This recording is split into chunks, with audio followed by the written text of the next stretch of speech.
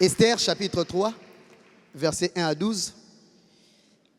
C'est la première fois que je prêche sur les livres d'Esther. Esther, chapitre 3, versets 1 à 12. Et puis nous prendrons le chapitre 4, versets 15 à 17. Ensuite, nous prendrons le chapitre 7, versets 8 à 10. Mais pour une bonne compréhension, je vous conseillerais de lire tous les livres d'Esther. C'est un merveilleux livre, une merveilleuse histoire. Seulement, en lisant, j'ai remarqué qu'il n'y a ni le nom de Dieu, ni le nom de la Torah. Quelqu'un dit que Dieu a voulu rester caché dans ces livres-là pour que l'on sache mieux les découvrir par nous-mêmes. Alléluia. On n'a pas cité le nom de Dieu, mais cela n'empêche que Dieu soit avec Esther, avec Mardoché. Il se peut que l'on ne voie pas Dieu tout autour de soi. Il se peut que ceux qui sont tout autour de vous ne voient rien. Mais laissez-moi vous dire, vous n'êtes pas seul. Il y a un Dieu qui marche. Non, je disais, il n'y a pas un Dieu. Il y a Dieu qui marche avec vous. Parce que Dieu, il n'y en a qu'un seul. Les autres, là, ils peuvent se débrouiller. Dieu, il n'y en a qu'un seul. Il marche avec vous. Alléluia. Et le deuxième texte, ou le deuxième livre, nous prendrons 1 Samuel, chapitre 1, versets 4 à 7, et puis versets 13 à 19. Je disais 1 Samuel, chapitre 1er, chapitre 1. Quelqu'un dirait qu'on dise chapitre 1, versets 4 à 7. Mais j'aimerais que nous puissions commencer par les livres d'Esther, chapitre 3. Est-ce que quelqu'un a sa Bible ce matin? Peu importe le format, quelqu'un a juste sa Bible ce matin? Parce que la Bible, tu t'es dit que ça pèse, ma grosse Bible, je n'ai pas encore des véhicules pour la transporter partout où je suis. Bon, il y a une Bible ici, une grosse Bible que l'Église a préparée pour tout le monde. Je préfère la lire avec vous. Après ces événements, le roi Assuérus accorda plus d'importance et de pouvoir à Aman, fils d'Amadata, l'Agagite. Il lui donna une portion supérieure à celle de tous les princes de son entourage. Verset 2. Tous les serviteurs du roi qui se tenaient à la porte du roi pliaient le genou et se prosternaient devant Aman, car cela correspondait aux ordres du roi à son sujet. Mardoché, que moi j'aime appeler Mordecai, cependant, ne pliait pas les genoux et ne se prosternait pas. Les serviteurs du roi se tenaient à la porte du roi, lui dit: pourquoi enfreins-tu l'ordre du roi? Comme il le lui répétait chaque jour et qu'il ne les écoutait pas, ils informèrent Aman de son attitude pour voir s'il persisterait dans sa décision. En effet, il leur avait dit qu'il était juif. Aman s'aperçut qu'effectivement Mardoché ne pliait pas le genou et ne se prosternait pas devant lui, et il fut rempli de colère. Cependant, il ne jugea pas suffisant de porter la main contre Mardoché seul. En effet, on lui avait révélé à quel peuple celui-ci appartenait, et il chercha à exterminer tous les Juifs installés dans tout le royaume d'Assuérus, à savoir le peuple de Mordecai.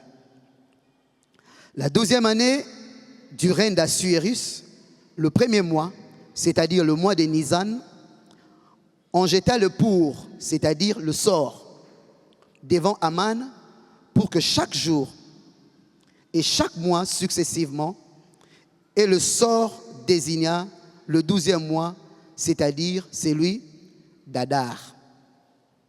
Aman dit alors au roi Assuérus: il y a dans l'ensemble des provinces de ton royaume un peuple unique. J'aime ça. Bien que dispersé, il reste bien à part parmi le peuple. Il a des lois différentes à celles de tous les autres peuples et n'applique pas celles du roi. Le roi n'a aucun intérêt à les laisser tranquilles. Si donc tu les juges bons, je crois qu'il a dit, au roi, qu'on donne par écrit l'ordre de les faire disparaître. Ce sont 300 tonnes d'argent que je remettrai aux fonctionnaires pour les trésors du roi.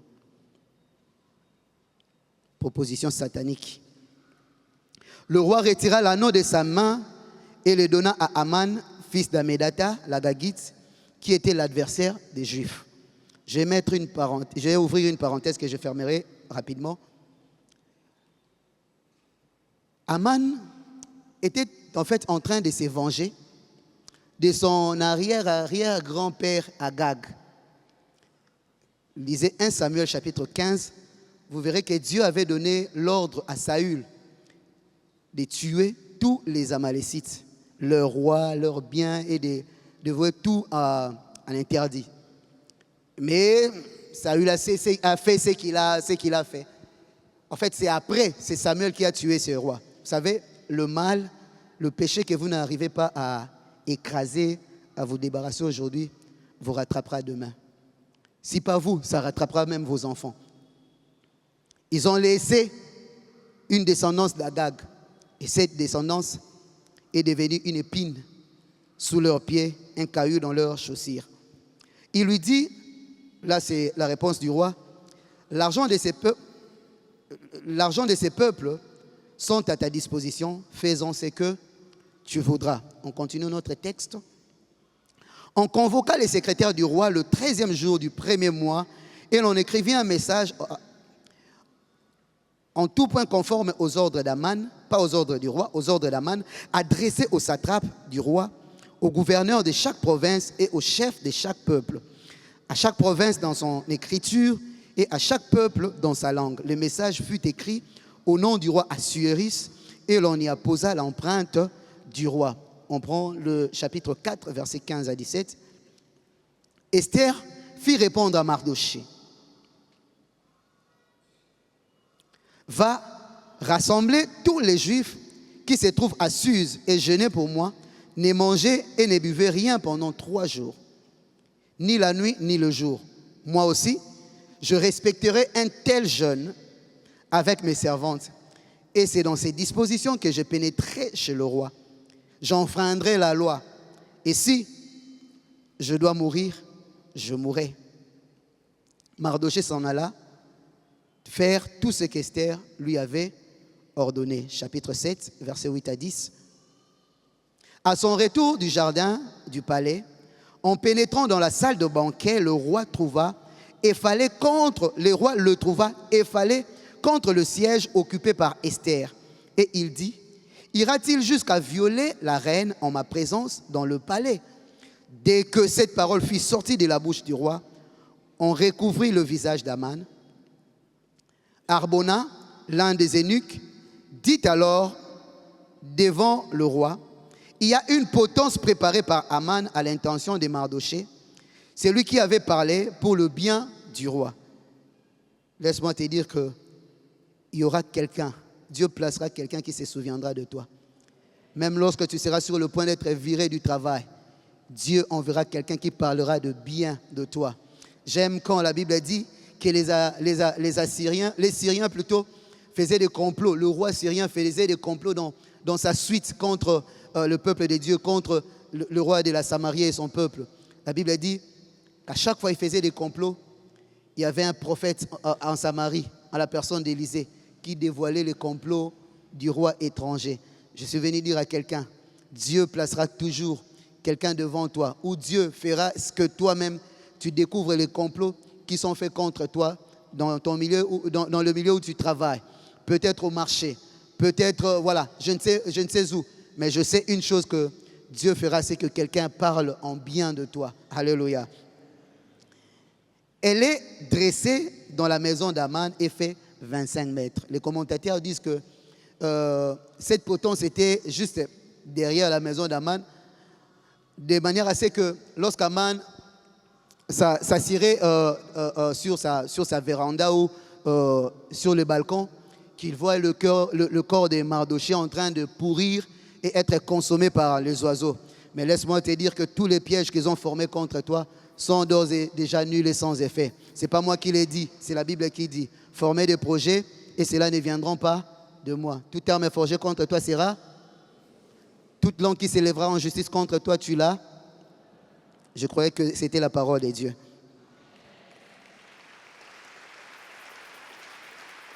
Le roi ordonna, pendez-y donc Aman. Alléluia. 1 Samuel chapitre 1, versets 4 à 7.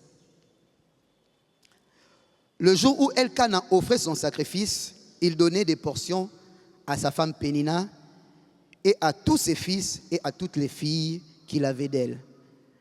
J'aime ça, mais à Anne, il donnait une portion double, car il l'aimait, même si l'Éternel l'avait rendue stérile. Une double portion, même si elle était stérile. Sa rivale l'a provoqué pour la pousser à s'irriter de ce que l'Éternel avait rendu stérile. Et toutes les années, il en allait de même. Chaque fois qu'Anne montait à la maison de l'Éternel, Pénina la provoquait de la même manière. Alors elle pleurait et ne mangeait pas. Anne parlait en son cœur et ne faisait que remuer les lèvres. On n'entendait pas sa voix. Élie pensa qu'elle était ivre. Chers serviteurs de Dieu, arrêtons de juger les gens juste, voilà, parce que tu l'as vu comme ça, tu les juges. Tu ne sais pas pourquoi les gens viennent à l'église. Nous ne savons pas pourquoi les gens viennent à l'église. Ils viennent pour répandre leur cœur devant le Seigneur. Arrêtons d'être durs. Et il lui dit, jusqu'à quand seras-tu ivre? Va cuver ton vin. Silisa Kwitinayo. Anne répondit, ce n'est pas cela, mon Seigneur. Le mot ici, Seigneur, veut juste dire mon maître, ou en français actuel, cela veut juste dire messieurs. Parce que le pasteur Atoms l'avait dit dernièrement, le mot kurios en grec, ça a plusieurs occurrences en français. Ça veut dire maître, ça veut dire Seigneur, ça veut dire mari ou époux. Voilà pourquoi Sarah appelait Abraham mon Seigneur. Ce n'est pas comme si elle vénérait Abraham, c'était juste pour dire mon mari, mon époux. Ça veut dire aussi propriétaire, c'est lui à qui appartient quelque chose. Je suis une femme à l'esprit abattu. Je n'ai bu ni vin ni boisson enivrante, mais j'ai penché mon cœur devant l'Éternel. S'il faut pleurer, pleure. Mais n'oublie pas une chose, il faut prier. Ne prends pas ta servante pour une femme légère, car c'est le trop-plein de ma douleur et de mon chagrin qui me fait parler jusqu'à présent. Et Élie reprit la parole et dit, pars en paix et que le Dieu d'Israël exauce la prière que tu lui as adressée. Alléluia. Elle répondit, que ta servante trouve grâce à tes yeux. Cette femme s'en alla. Elle s'est remise à manger et son visage ne fut plus la même. Ils s'élevèrent de bon matin et après avoir adoré l'Éternel, ils partirent et retournèrent chez eux à Rama. Alléluia. Le thème de mon message de ce matin, je l'ai intitulé comme suite, un levier activateur de la bénédiction de la destinée. Un levier activateur de la bénédiction de la destinée. En fait, ce n'était pas le message que je voulais apporter ce matin. Je me disais que c'était la fin de l'année et c'est l'avant-dernier dimanche de l'année. Je me disais un message tel que « Mais toi, tu as gardé le meilleur pour la fin, faire l'affaire ». C'est le message que j'avais préparé. Mais en priant, le Seigneur m'a ramené. J'ai lutté, mais le Seigneur m'a ramené. D'après tout, ici, nous sommes debout pour faire sa volonté et non pour faire notre propre volonté. Les deux livres que nous avons lus, les livres d'Esther et le livre du prophète Samuel, selon les sources sacerdotales, ont été écrits par les prêtres, par les sacrificateurs et les scribes juifs qui étaient revenus de la déportation ou de l'esclavage en Babylonie. Mais les sources traditionnelles disent que ces livres ont été écrits, le livre de Samuel a été écrit par le prophète Samuel. Et le livre d'Esther a été écrit par Mardoché. Pourquoi? Parce que les détails donnés dans le livre d'Esther ne peuvent venir que de quelqu'un qui était vraiment en action, qui était protagoniste, j'allais dire, en cette histoire. Parlant de Samuel, j'aimerais donner encore une information. Samuel était le dernier juge en Israël, mais il était aussi prophète. Il a exercé son ministère pendant près de 40 ans. Ce que j'aime, c'est que on retient de Samuel qu'il était quelqu'un d'une moralité pure, d'une moralité irréprochable. Samuel était un prophète, il était un juge qu'on ne corrompait pas, qui n'allait pas dire les choses dans le sens à caresser les poils. Il ne disait pas les choses pour plaire aux gens, un peu comme le docteur Kateba a dit hier, il ne faisait pas de suicide intellectuel. Il disait ce que Dieu voulait, mais il était intègre et il était juste. C'est d'ailleurs par lui que la monarchie a été introduite en Israël, parce que c'est lui qui a oint le premier et le deuxième roi d'Israël, en la personne de Saül et de David. C'est ce que nous pouvons retenir de Samuel. Il était le fils aîné de sa mère Anne. Retenez que le nom de Anne a une très bonne signification. Si vous pensez avoir une fille, vous pouvez lui donner le nom de Anne. Anne signifie grâce ou la grâce. Ça aura toute son importance dans le développement de notre texte ou de notre message. La Bible dit ceci, Elkana qui veut dire Dieu a acheté ou Dieu a acquis, faisait des cadeaux à Pénina qui était sa femme. Le nom de Pénina veut dire bijou ou corail, pour dire que Pénina n'était pas n'importe quelle femme, c'était une femme de valeur. Mordecai, leur mari, Elkana, leur faisait des cadeaux à elle et à ses enfants. Pourquoi? Je ne sais pas. Il y a peut-être plusieurs raisons, mais la Bible ne les cite pas. La Bible cite une seule raison pour laquelle Elkana a donné le double de ce qu'il donnait à Pénina. La Bible dit, malgré que Anne était stérile, son mari l'aimait. Voilà pourquoi il lui donnait le double de ce qu'il donnait à Pénina et à ses enfants. Je suis venu dire à quelqu'un, parce que Dieu t'aime, il va te donner le double de ce qu'il donne à tes rivaux. Je croyais que je parlais à quelqu'un. Parce que Dieu t'aime, il va te donner le double, la double portion de ce qu'il a donné aux autres. Ce n'est pas parce que tu le mérites. Ce n'est pas parce que tu as fait quelque chose d'extraordinaire. Ce n'est pas parce que tu as fait quelque chose de spécial. C'est juste parce que Dieu t'aime. Parlant de l'amour de Dieu, la Bible dit, Dieu a tant aimé le monde, il a donné son Fils unique, afin que quiconque croit en lui ne périsse point, mais qu'il ait la vie éternelle. En fait, Dieu n'a pas aimé un monde qui était déjà sauvé. Dieu n'a pas aimé un monde qui était juste, mais Dieu a aimé un monde qui était pécheur. Dieu a aimé une humanité qui était rebelle, une humanité qui avait péché, qui était partie loin de Dieu. Mais l'amour de Dieu était tel que Dieu n'a pas épargné son Fils unique, il nous a donné ce qu'il avait de meilleur. Et l'apôtre Paul dit, si Dieu n'a pas épargné son Fils unique, à combien plus forte raison il ne nous donnera pas tout avec Jésus? Je suis venu dire à quelqu'un, si tu as Jésus, tu as la vie. Si tu as Jésus, tu as la paix. Si tu as Jésus, tu as la joie. Si tu as Jésus, tu as le bonheur. Parce que Dieu ne peut rien te priver au moment où il t'a déjà donné Jésus. Et s'il t'a donné Jésus, ce n'est pas parce que tu as jeûné pendant 28 jours. C'est pas parce que tu as fait quelque chose de spécial. C'est juste parce qu'il t'aime. Alléluia. Et vous n'avez aucune idée de ce que Dieu peut faire lorsqu'il aime quelqu'un. Ésaïe 43, verset 4 dit ceci. Depuis que tu as été précieux à mes yeux, tu as été rendu honorable. Je t'ai aimé et je donnerai les hommes pour toi et des peuples pour ta vie. C'est la Bible de Martin qui dit ça. Mais au verset 3, j'aime ça, la Bible dit, j'ai donné l'Égypte en rançon pour toi. En fait, si on peut comparer, l'Égypte à cette époque-là était comme les États-Unis d'aujourd'hui. Imagine que Dieu, face à ce que les États-Unis puissent perdre toute leur puissance, toute leur gloire, juste parce qu'il aime quelqu'un. Ou juste parce qu'il aime un peuple. Et c'est ce que Dieu va faire. Tous ceux qui te font la guerre, ils te font la guerre pour rien. Tu n'y es pour rien, c'est Dieu qui t'aime. Pénina, tu as mieux à faire. Tu peux bien élever tes enfants, tu peux éduquer tes enfants, mais tu passes ton temps à insulter, à vouloir maltraiter, mortifier quelqu'un qui n'a rien fait. Qui plus est, elle est stérile, elle n'a pas ce que toi tu as. Mais elle a ce que toi tu n'as pas. Et ça te fait du mal. Toi tu as des enfants, elle n'en a qu'un mari. Toi aussi tu as un mari. Elle n'a plus rien d'autre que ça. Mais ça fait mal, pourquoi? Parce que Dieu, parce que Elkana aimait Anne. Et je suis venu dire à quelqu'un aura mal dans son cœur parce que Dieu t'aime. La qualité des choses que Dieu nous donne, la qualité de grâce que Dieu nous accorde parce qu'il nous aime, c'est juste extraordinaire. Alléluia.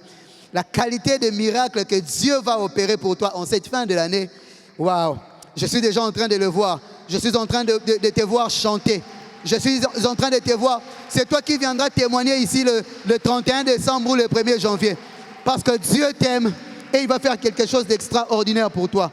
Parce que la faveur de Dieu va marcher avec toi. Parce que la grâce, c'est une faveur imméritée. Ce n'est pas quelque chose que tu auras mérité, mais c'est quelque chose que Dieu te donnera parce qu'il t'aime et parce que tu as trouvé grâce à ses yeux. Et maintenant, la question que nous allons nous poser in limine litis ou au commencement, au départ, c'est que c'est quoi la bénédiction de la destinée?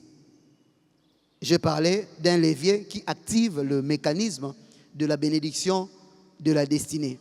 C'est quoi cette bénédiction? Au-delà d'être un simple court moment ou des moments ponctuels d'une visitation divine, où Dieu nous fait du bien, où Dieu fait des choses qui nous procurent un soulagement, une joie, bon, plus ou moins éphémère, voilà. La bénédiction de la destinée est l'effet d'accéder au plan originel de Dieu, à sa volonté parfaite pour votre vie.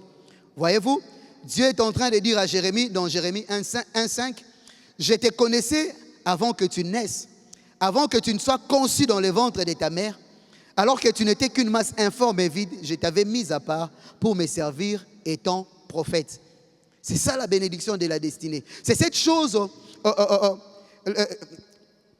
qui fait assez que tu accomplisses le plein potentiel que Dieu a placé en toi. Que vous puissiez donner le meilleur, le maximum de ce que Dieu a placé en vous comme talent, comme don, comme grâce. Ce n'est pas d'abord, non, Dieu m'a béni, j'ai un travail. Oui, ça peut aussi faire partie de la bénédiction de la destinée, mais ce n'est pas d'abord ça. La bénédiction de la destinée, c'est d'abord découvrir sa véritable identité. Alléluia. C'est de découvrir la raison, le but pour lequel Dieu vous a envoyé ici-bas. Mais aussi, la bénédiction de la destinée peut être une acquisition, à l'instar de Anne. Pour Anne, la bénédiction de la destinée n'était pas le mariage. Elle était mariée, mais elle n'était pas épanouie. Elle était mariée, elle avait la double portion de ce que son mari donnait à sa rivale, mais cela ne changeait pas sa vie. Pour Anne, la bénédiction de la destinée, c'était cette acquisition-là, c'était cet enfant Samuel. Lorsqu'elle a eu Samuel, Anne est entrée dans l'accomplissement de sa destinée. Pourquoi? Parce qu'à cette époque-là, la nation s'était éloignée de Dieu. Et Dieu cherchait quelqu'un qui pouvait le servir comme juge et comme prophète. Et Anne, lorsqu'elle a donné naissance à cet enfant de Samuel, la Bible dit que c'est Samuel qui est devenu le juge et il est devenu le prophète. La naissance de Samuel n'a pas donné que de la joie à sa mère ou à ses parents, mais elle a transformé toute leur vie. Donc la bénédiction de la destinée, c'est aussi ce travail qui peut transformer ta vie. Tu as trouvé ce travail et ce travail a permis que tu atteignes le standard que Dieu voulait pour toi. Tu as rencontré cette personne, tu as rencontré cet homme, tu as rencontré cette femme qui t'a fait entrer dans l'accomplissement de ta destinée. C'est ça la bénédiction. Je me rappellerai toujours de l'année 2007 où j'ai pour la première fois rencontré l'apôtre dans une des extensions de la borne à Kintambo. Pour moi, c'était une rencontre fortuite parce que je n'étais pas parti pour rester là-bas ou pour devenir fils à l'apôtre. Moi, j'étais parti pour interpréter et lui, il était venu pour prêcher. Mais à la fin des assises, paix à son âme, c'est quelqu'un que j'aimerais toujours. Le pasteur Christian Lucilao, il a fait quelque chose qui m'avait dérangé.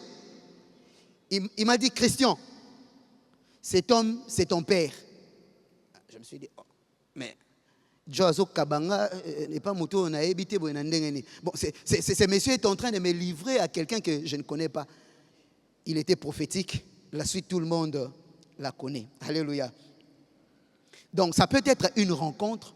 Vous rencontrez quelqu'un qui vous fait entrer dans ce que Dieu attendait de vous, ou à ce que Dieu avait préparé pour vous.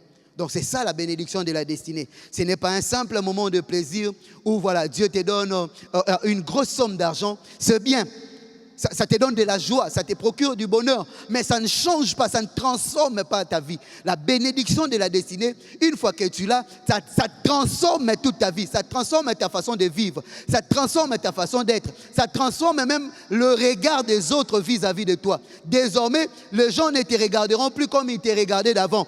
C'est ce que Marie a dit dans son cantique.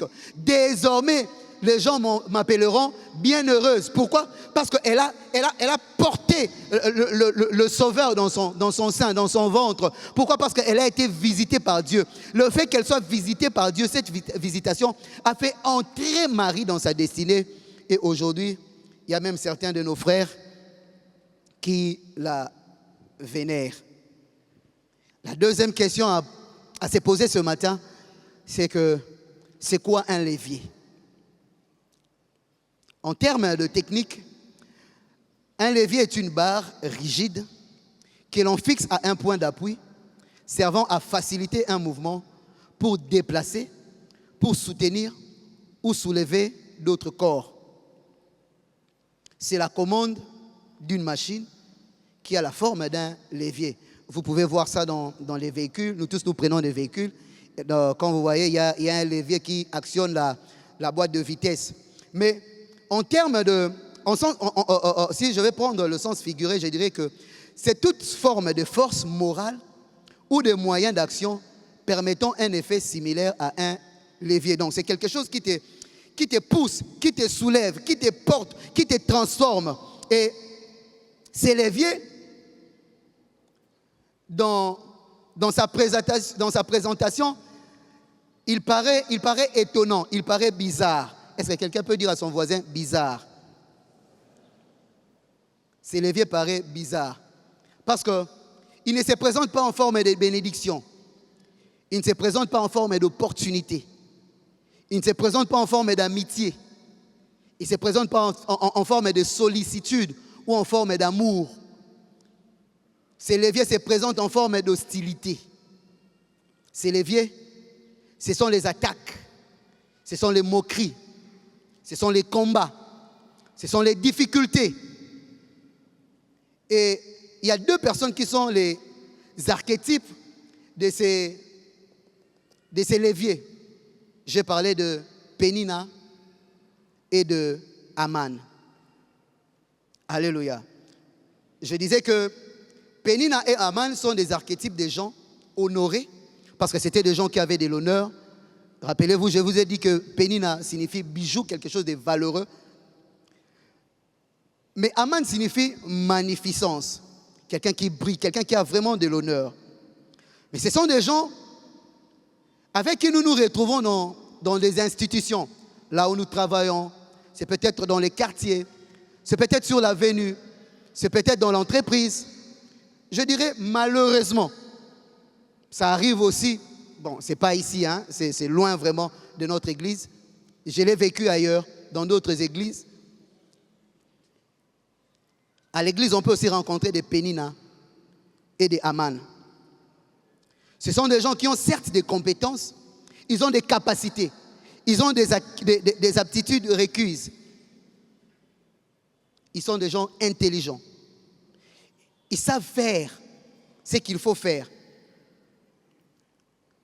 Mais ce sont des gens qui ont surtout accès à des postes élevés. Ils ont libre cours. Ils peuvent facilement voir le chef. Ils peuvent facilement voir le DG. Ils peuvent facilement voir le PCA, voir le DRH, voir le DAF. Ce sont des gens qui sont amis à ceux qui dirigent, si je vais le dire ainsi. Ce sont des gens qui ont presque tout, mais qui ne sont jamais satisfaits. Alléluia. Ils ne sont jamais satisfaits à leur pleine mesure. Vous voyez, Pénina avait tout ce qu'il lui fallait pour vivre heureuse. Elle avait un mari, elle avait des enfants, des fils et des filles. Et on lui donnait à chaque fois ce dont il avait besoin, ce dont elle avait besoin. Mais le problème avec Pénina, c'est que tant que Anne était là, son cœur ne pouvait pas être satisfait de ce que Elkana lui donnait. Enlever Anne de sa vie, enlever Anne de son ménage, c'est tout ce que Pénina voulait. Ce sont des gens qui peuvent accéder à des grands postes. Ils ont peut-être un plus grand salaire que vous. Ils ont des plus grands avantages sociaux, des avantages économiques que vous. Ils ont accès à des choses dont vous n'avez pas accès. Mais ils ne sont jamais satisfaits. Pourquoi? Parce que votre présence leur dérange. Votre bien-être leur fait du mal. En deuxième lieu, dans leur tête, dans la tête de Pénina et de Aman, ils pensent être les chouchous, les privilégiés du chef. Les gens que le roi doit aimer à tout prix et que tout devrait passer par eux. Il n'y a pas une correspondance qui ne doit passer par leur bureau. Il n'y a pas une lettre qui ne devrait passer par leur bureau. Il n'y a rien qui ne devrait se faire dans l'entreprise sans qu'eux, ils n'en soient au courant. Un peu comme si, s'ils ne sont pas au courant, la chose ne doit pas être faite ou la chose ne sera pas bien faite. Ils veulent tout contrôler, ils veulent tout gérer. Ils pensent être au centre des affaires. Ils ont un ego surdimensionné. Ils se disent que si nous, on n'intervient pas, ça ne va pas marcher. Et de ces faits, ils se servent de leur proximité avec les leaders pour les manipuler. Avec la ruse, par toutes sortes de propositions dont ils sont les seuls vrais bénéficiaires. Vous voyez dans les textes d'Esther, chapitre 3, Aman est en train de proposer au roi, il y a 300 tonnes d'argent que je mettrai à la trésorerie de l'Empire si tu me donnais l'occasion d'écraser non seulement Mardoché, mais d'écraser tout son peuple. Quel cœur sadique. Quel cœur sinistre. Leur troisième caractéristique est telle que leurs attaques sont souvent émotionnelles et psychologiques. Ils ne viendront pas vous attaquer à coups de poing, mais ils vont vous attaquer émotionnellement, psychologiquement. La Bible a dit que c'était à chaque année, à la même période, Pénina renouvelait ses mortifications, ses insultes, sa moquerie sur la personne d'Anne pour la pousser à se révolter, à insulter Dieu. Ils sont des calculateurs, ils savent où toucher, ils savent quoi faire. J'aimerais emprunter quelques phrases de l'apôtre Dallo. Ils ont des bureaux d'études. Ils font même des heures supplémentaires pour vous faire du mal. Juste parce que vous êtes aimé et que vous avez la grâce de Dieu. Est-ce qu'il y a quelqu'un que Dieu aime ici? Quelqu'un qui reconnaît que la grâce de Dieu est sur lui ici? Alléluia. Et s'ils ne nous attaquent pas physiquement, ce n'est pas parce qu'il manque les moyens. Les moyens de nous attaquer physiquement, ils en ont largement. Mais ils sont tellement rusés, ils ont une telle malice et un sursaut d'orgueil qu'ils n'osent pas se salir les mains. Vous voyez, je parlais avec un papa de l'église qui me dira, il a 20 ans de carrière dans leur entreprise. Mais il y a un nouveau comité directeur qui s'est installé et on lui fait la guerre. On lui a envoyé une lettre de demande d'explication. Il a écrit, il s'est justifié, mais à la fin, là, c'est même pas lui qui me l'a dit, mais c'est son épouse. M'a dit, son chef direct lui a dit, qu'au bout de chef, et bel Issaka, même physiquement. Donc, bouder le chef peut te pousser même à tomber malade physiquement. Vous voyez jusqu'où ils sont capables d'aller. Ils peuvent même vous empoisonner. Ils peuvent même aller essayer de toucher aux fétiches pour vous faire du mal. Mais ce que j'aime, la Bible dit, toute arme forgée contre toi, c'est rare. Toute arme forgée contre toi, c'est rare. Alléluia.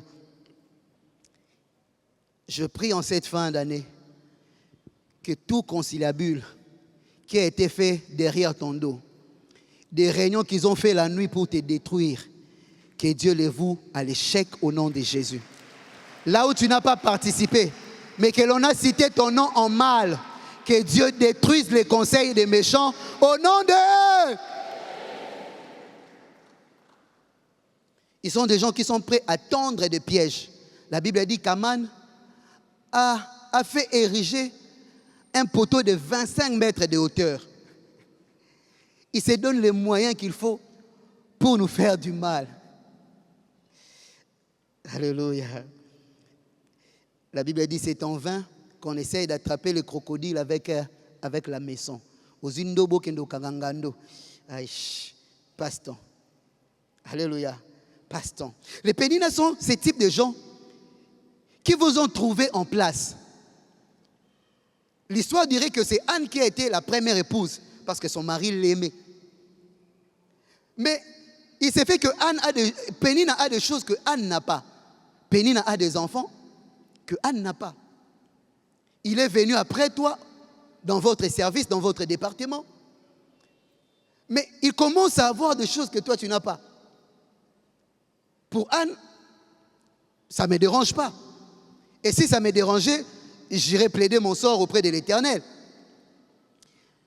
Mais pour Pénina, cela ne suffit pas. Aman, tout un empire plie ses genoux devant toi. Est-ce que Mordecai wanate? Pour une seule personne, tu veux faire du mal à tout un peuple.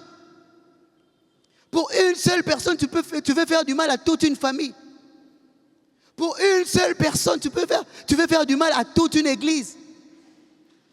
Juste parce que tu ne l'aimes pas.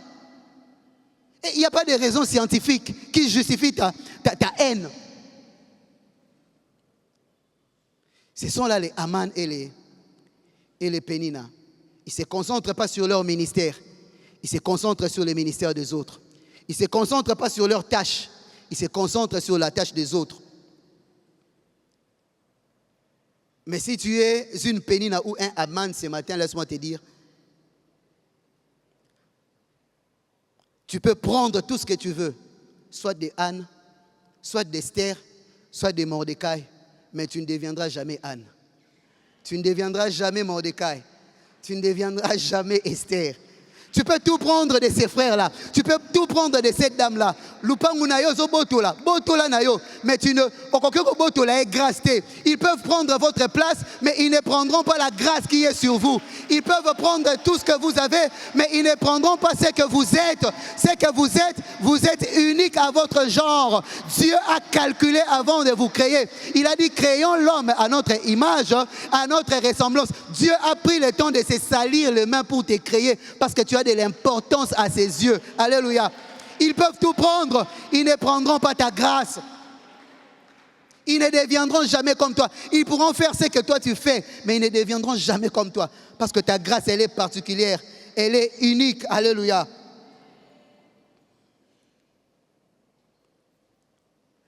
Pénina, c'est ce genre de personnes qui vous attaquent directement. Hein, vous les connaissez, non? Là où vous habitez, au travail.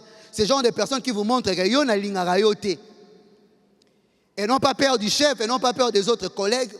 Ils te le montrent comme ça qu'on ne t'aime pas. Contrairement à Aman, Aman se sert toujours de sa relation avec les supérieurs pour te faire du mal. Il va toujours glisser un mot méchant contre toi. Tu vois, juste ça. Mais dans tous les cas, ils sont jaloux, ils sont haineux, ils sont mécontents et pas satisfaits. On s'en fout. Ils te feront la guerre. Ils ne te vaincront pas. Mais le point positif, c'est que ils sont un levier, ou leurs attaques sont un levier qui active un mécanisme. Et ce mécanisme, c'est la chose centrale ce matin. C'est la chose capitale. Il y en a plusieurs, il y a plusieurs mécanismes, mais j'en ai pris qu'un seul. La Bible dit dans Proverbe 30, 33, « Car la pression du lait produit de la crème. La pression du nez produit du sang. La pression de la colère produit les querelles. Et ça, ce n'est pas la Bible qui le dit. La pression d'olive produit de l'huile d'olive, l'une des huiles pures. La pression du raisin produit du vin. Mais la pression d'une âme affligée produit toujours la prière. Alléluia. La pression d'une âme affligée produit toujours la prière. La Bible dit, lorsqu'un malheureux crie vers l'Éternel, l'Éternel l'écoute. Alléluia. La pression d'un esprit sauvé produit toujours l'intimité. Voyez-vous, ils ont établi un setup, ils ont établi un cadre pour faire mal, soit à Anne, soit à Mordecai, soit à Esther. Mais le cadre qu'ils ont établi pour leur faire mal est devenu un levier qui a activé ces mécanismes. En parlant de ces mécanismes, je parle de la prière. Lorsque tu es acculé, lorsque tu es combattu, lorsqu'on te fait du mal, ce que tu dois faire de mieux, c'est de prier. Lorsque tout semble ne pas marcher au travail, lorsque le chef est contre toi, ce que tu dois faire de mieux, c'est de prier. Lorsque tu as des attaques la nuit, lorsque tu as des attaques le jour, tu dois activer ces mécanismes. Tu dois appuyer ces leviers qui activent le mécanisme de la bénédiction de la destinée. Et parlant de mécanismes, le dictionnaire dit que c'est un dispositif constitué par plusieurs pièces, constitué de plusieurs pièces assemblées ou reliées les unes des autres, avec pour objectif de faire fonctionner un moteur. Vous savez, lorsque vous prenez la prière, vous ne prenez pas que la prière de supplication. La Bible dit, faites en tout temps, par l'Esprit, toutes sortes de prières. Lorsque vous activez ce mécanisme qui est la prière, laissez-moi vous dire qu'aucun ennemi ne pourra plus jamais tenir devant vous. Parce que le levier qu'ils activent, ils ne l'activent pas pour leur bien, mais ils l'activent pour ton propre bien. Ils pensent te faire du mal, mais ils te font du bien parce qu'ils te poussent à la prière. Joseph a dit à ses frères, vous avez pensé me faire du mal, mais vous m'avez poussé à l'accomplissement de ma destinée. Les mal qui sont en train de te faire, les projets qui sont en train de faire contre toi, va te pousser à chercher Dieu. Et lorsque tu chercheras Dieu, Dieu te répondra. Et lorsque Dieu te répondra, il te fera découvrir son plan éternel pour ta vie. Et lorsque tu découvriras ses plans éternels pour ta vie, tu entreras dans ta destinée. Et lorsque tu rentreras dans ta destinée, tu vivras les bénédictions que Dieu a placées pour toi. Au nom de...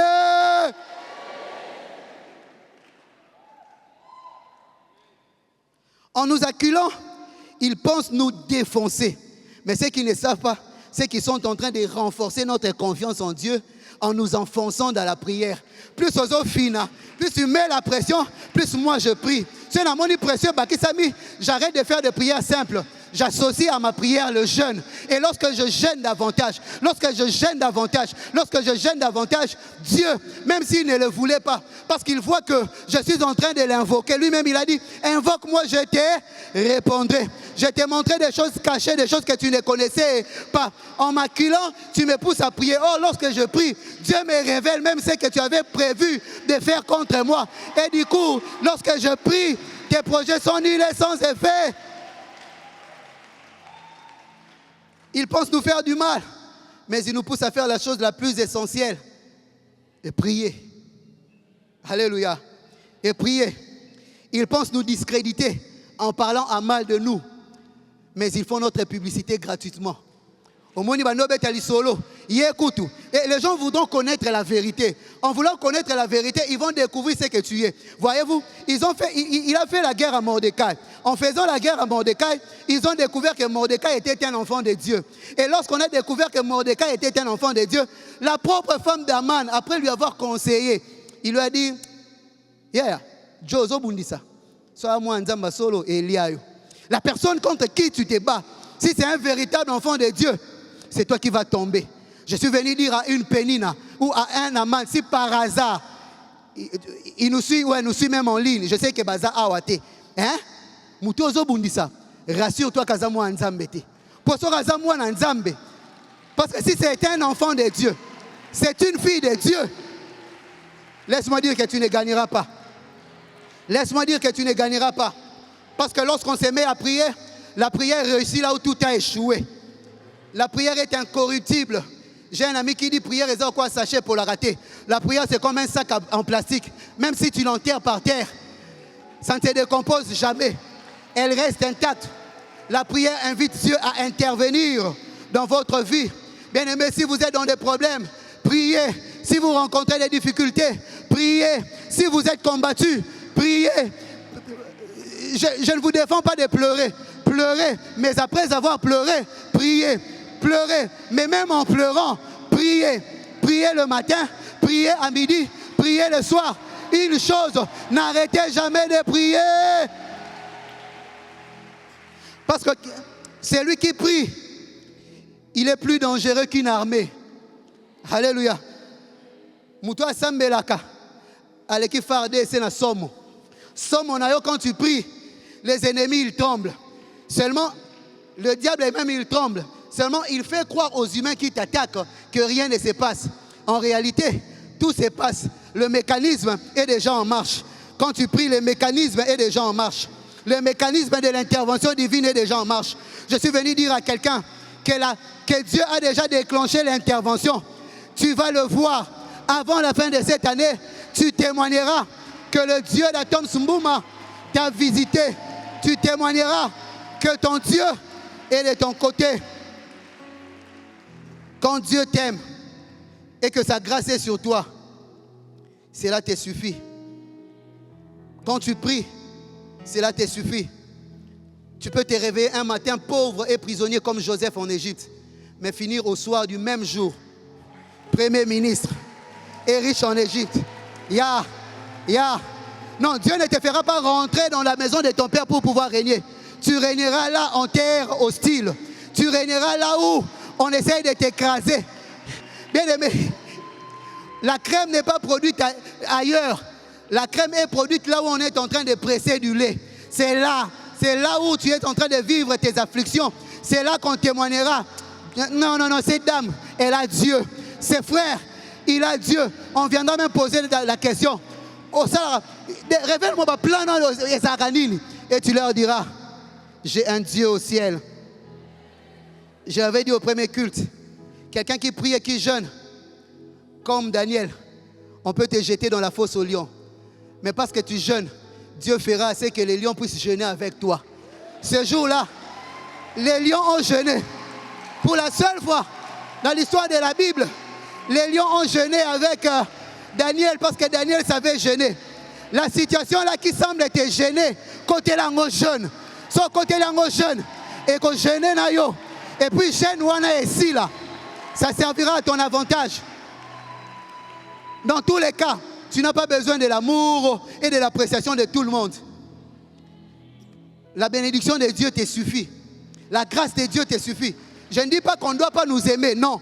Je dis plutôt que tu n'as pas forcément besoin qu'on t'aime. Parce que lorsque Dieu t'aime, lorsque Dieu approuve le voie d'un homme, il dispose en sa faveur, même ses ennemis. Ce n'est pas question qu'on soit amis, c'est question de respect.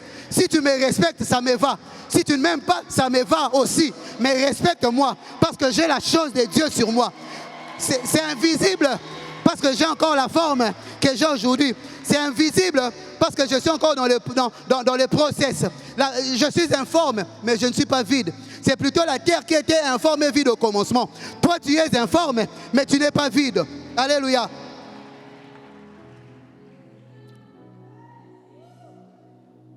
Et j'aimerais dire quelque chose à Aman.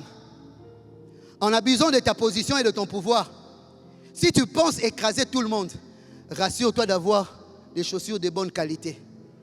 Au risque de piétiner les épines. Dieu a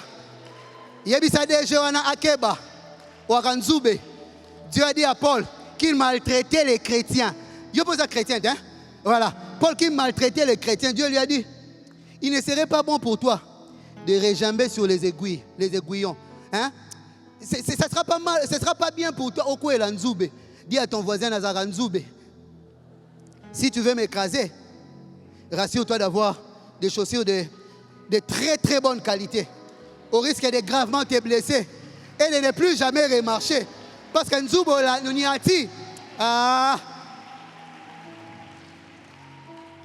mais rassure-toi aussi que celui que tu combats est un aventurier. J'aime le dire en vieux lingala. hein, aventurier. Nous, quand on grandissait, on dit, moi, on a Yaouli pour dire que c'est un aventurier. Donc, rassure-toi que la personne que tu combats, Azamuta Yaouli lokolayo, Aza aventurier lokolayo. Parce que si c'est injuste, si c'est quelqu'un qui craint Dieu, tu es en train de creuser ta propre tombe.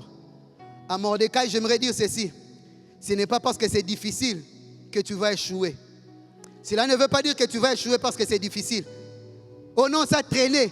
Ce n'est pas parce que ça traînait que tu ne l'auras pas. La Bible donne la possibilité. Même si ça traîne, attends-la. Parce que ça s'accomplira. Et elle s'accomplira certainement. Ce n'est pas parce qu'il leur semble facile de t'écraser qu'ils vont t'écraser. Vous savez, on se retrouve par moments dans la vie dans une situation où tu te dis toi-même, c'en est fini pour moi. Mais cela ne veut pas dire qu'ils auront le dernier mot. Parce que ce que j'aime, Dieu laisse aux gens, Dieu laisse aux situations, Dieu laisse même au diable, au maximum, l'avant-dernier mot. Le dernier mot, c'est l'exclusivité de notre Dieu. Le dernier mot est l'exclusivité de ton Père. Laissez-leur parler. Laissez-leur dire ce qu'ils veulent dire. L'exclusivité, c'est le domaine de notre Dieu. Mardoché semble petit, parce que c'est ce que veut dire son nom. Mordecai veut dire petit homme. Oui, il est petit. Il n'est pas autant intelligent que toi. Il n'a pas autant de relations que toi. Il n'a pas des entrées dans des partis politiques. Il n'a pas des entrées au Parlement. Il ne connaît personne parmi les membres du gouvernement. Il n'est en alliance avec personne. Il n'a été parachuté par personne. Il n'a pas de piston. Mais ce que vous ne savez pas, Mardoché veut dire aussi guerrier. Mardoché, c'est quelqu'un qui est futé dans l'air de faire la guerre. Il, lui, ne combat pas émotionnellement ni psychologiquement et moins encore physiquement. Mardoché combat dans la prière. Lorsqu'il plie ses genoux, il porte le sac, il se couvre de cendres, il jeûne. Lorsqu'il prie, le ciel se mobilise pour intervenir. En finissant mon message de ce matin, j'aimerais dire à quelqu'un, prends 1 ou 2 minutes, tu vas prier avec moi. Tu vas prier avec moi. À Esther, j'aimerais dire, prie. Parce que c'est par la prière que tu maintiendras la bénédiction que Dieu t'a donnée. Esther est une étoile. Et la place de l'étoile, c'est au firmament. Pour émettre la lumière, pour briller. Mais ta lumière peut être combattue. Elle ne sera jamais flouée. Pourquoi? Parce que tu es une étoile. Là où tu es, personne ne saura t'atteindre. Et plus encore parce que Dieu t'aime, tu as la grâce de Dieu et tu pries. Est-ce que quelqu'un peut prier ce matin avec moi?